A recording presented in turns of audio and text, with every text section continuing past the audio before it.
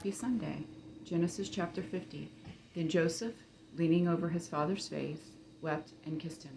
He commanded his servants, who were physicians, to embalm his father, so they embalmed Israel. They took 40 days to complete this, for embalming takes that long, and the Egyptians mourned for him 70 days.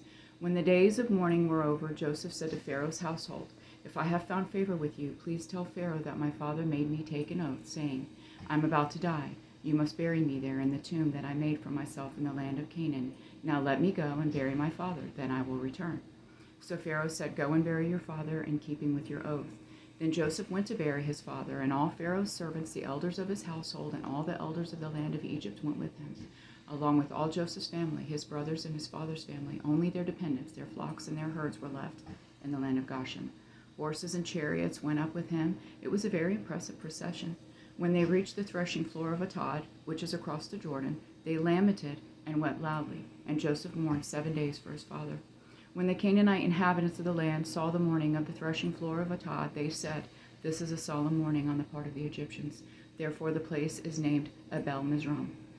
It is all across the Jordan.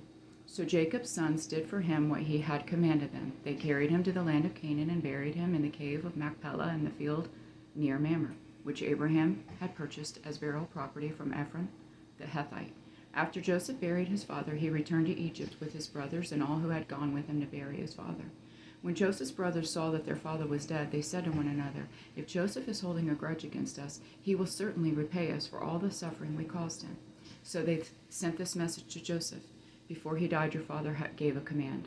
So say this to Joseph, please forgive your brothers' transgressions and their sins, the suffering they caused you. Therefore, please forgive the transgression of the servants of the God of your father.' Joseph wept when their message came to him. His brothers also came to him, bowed down before him, and said, 'We are your slaves.' But Joseph said to them, 'Don't be afraid. Am I in the place of God? You planned evil against me. God planned it for good to bring about the present result, the survival of many people. Therefore, don't be afraid. I will take care of you and your children.' And he comforted them and spoke kindly to them. Joseph and his father's family remained in Egypt. Joseph lived 110 years. He saw Ephraim's sons to the third generation. The sons of Manasseh's son Machir was recognized by Joseph. Joseph said to his brothers, 'I am about to die, but God will certainly come to your aid and bring you up from this land to the land he swore to give to Abraham, Isaac, and Jacob.' So Joseph made the sons of Israel take an oath. 'When God comes to your aid, you are to carry my bones up from here.' Joseph died at the age of 110. They embalmed him and placed him in a coffin in Egypt. I love you, Jonathan and Jesse.